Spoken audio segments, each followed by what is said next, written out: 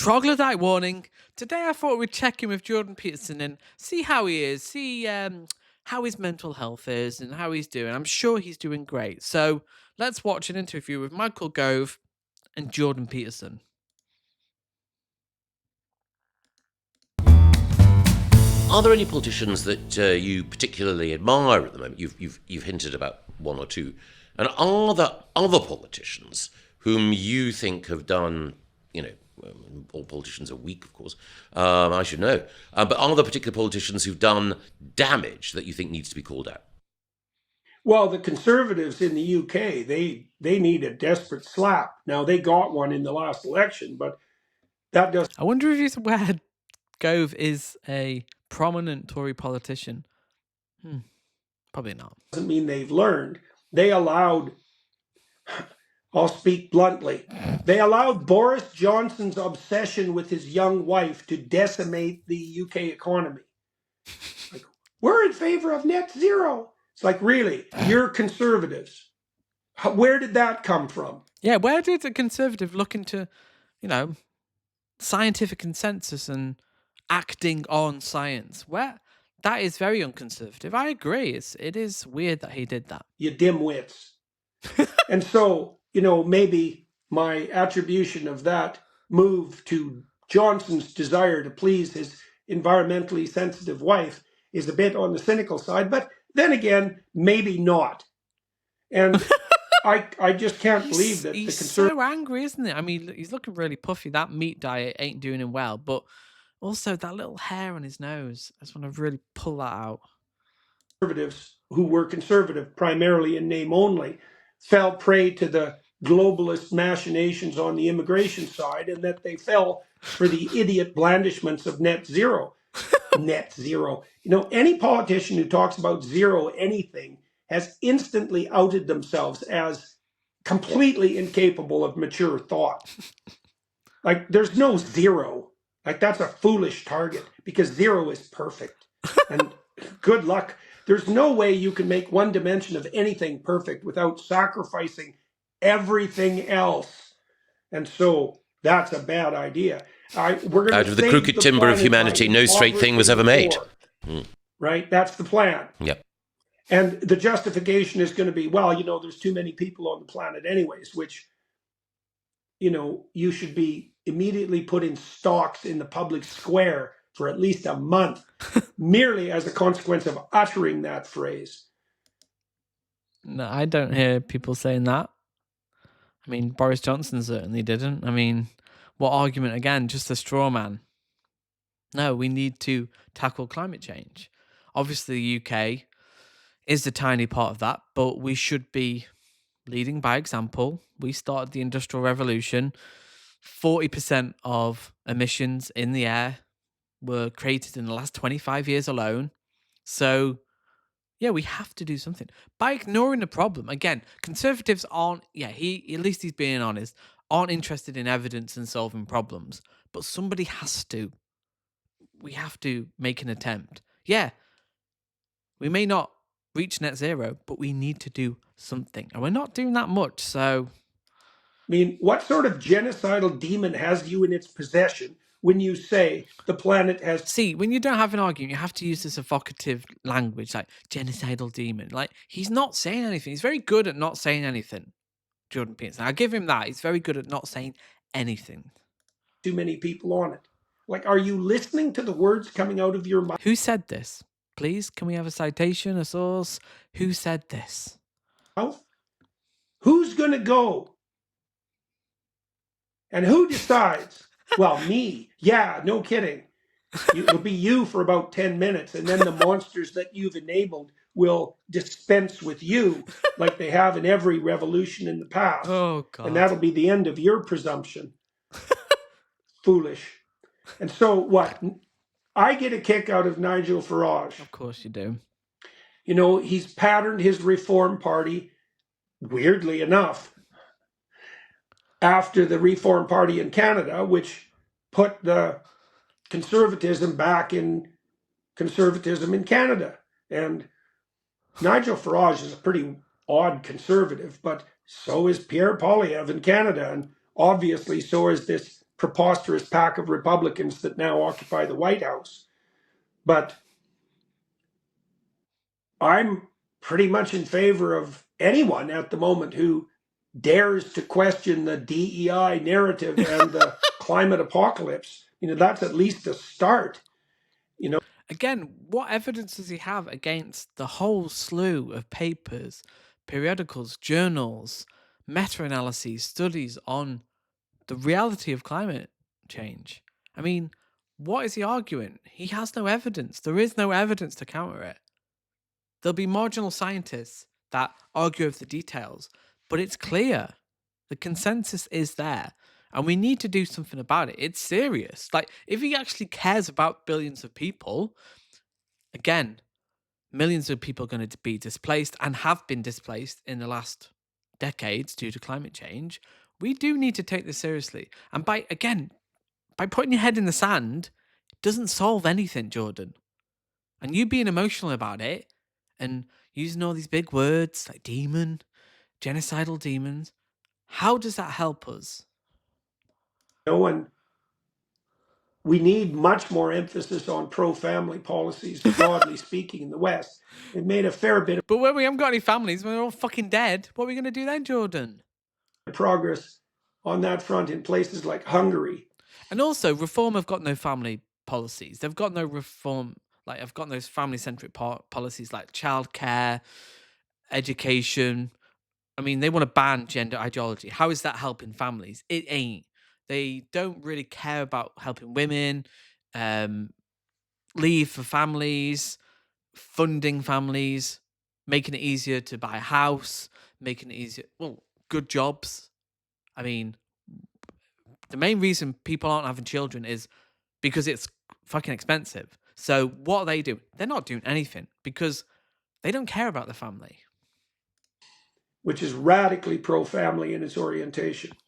The ARC also, by the way, I mean, it's not a classic political organization because much of its proposition should be attractive to genuine leftists. I mean, the idea that we should eradicate absolute poverty. It's like, at least in principle, that was the hallmark of leftist thinking forever, right? Because the leftists are for the poor, unless they're pitted against the planet, in which case they're perfectly willing to sacrifice. Oh, this argument. See, this is all they have. Poor.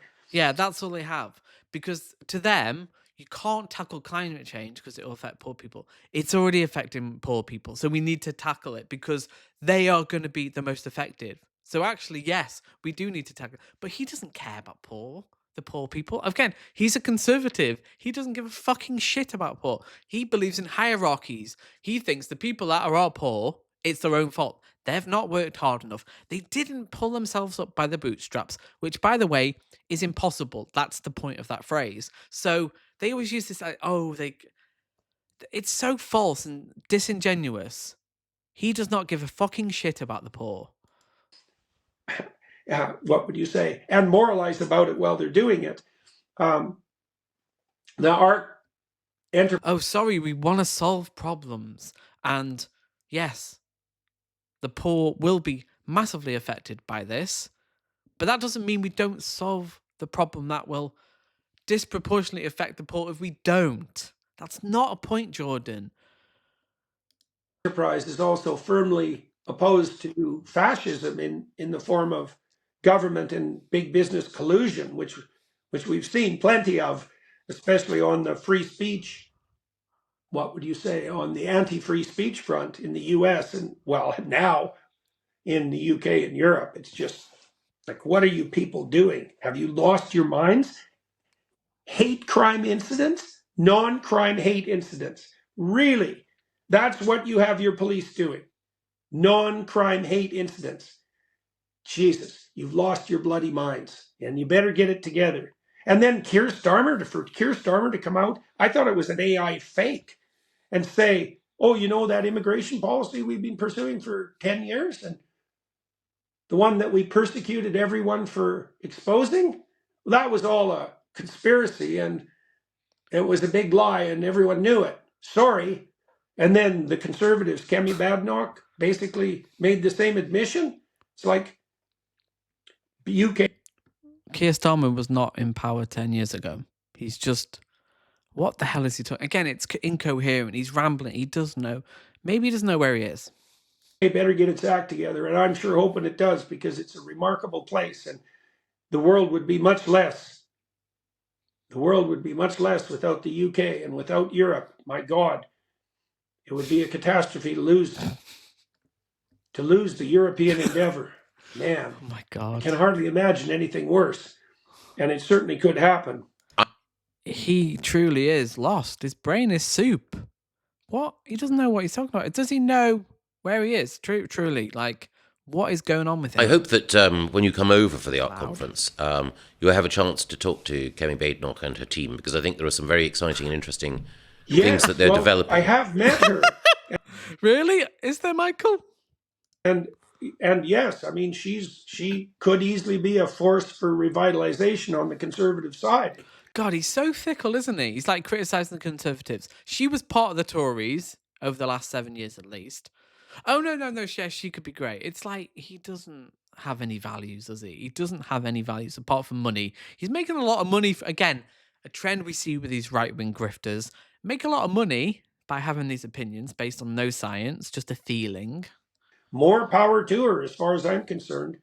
I'm just so appalled by what the Conservatives did when they were in power. I mean, the immigration mess and the net zero mess, I don't see how you could fail more spectacularly than to fail on those two fronts simultaneously. No, they failed worse than that. They failed austerity, economic decline, crumbling infrastructure, so many things. They killed tens of thousands of people through austerity. Our country has been ruined. So actually immigration and pursuing net zero were probably one of the few things they actually did that helped the economy. I mean, without them, we would be even worse off, really. Without immigration, let's say we didn't have any immigration in that time.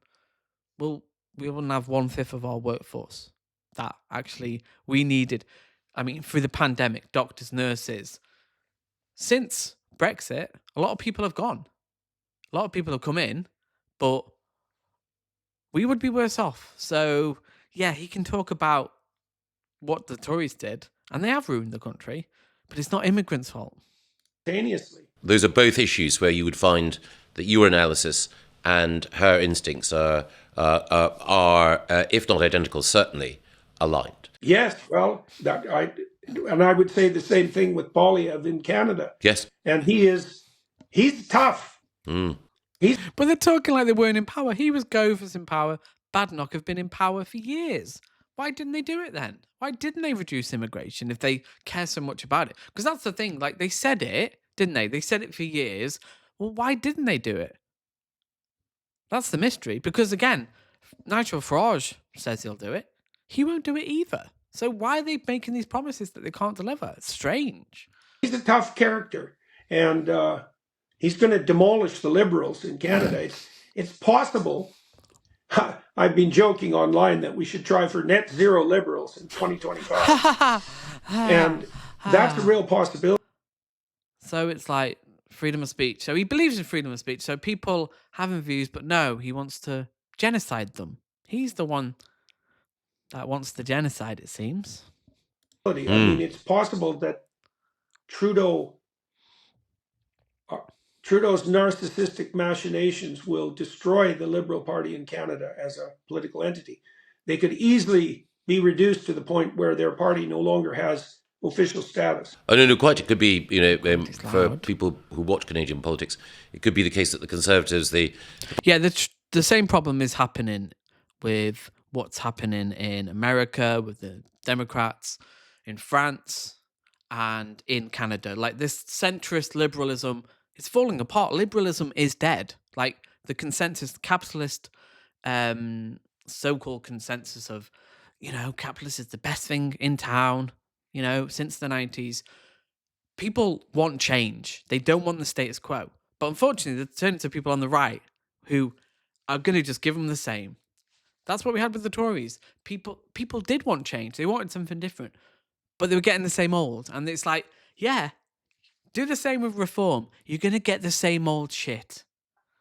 But to the left of the Liberals, or ostensibly the NDP and Quebec parties, Quebec independence politicians, divide the pie between them, and the Liberals are, reduced to an historic low.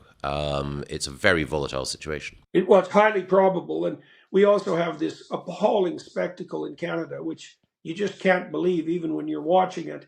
The Trudeau government is being propped up by Jagmeet Singh, who has all of the flaws of Trudeau and none of his virtues, which is very low level of compliment. He's the leader of the NDP, the sort of more labourish party.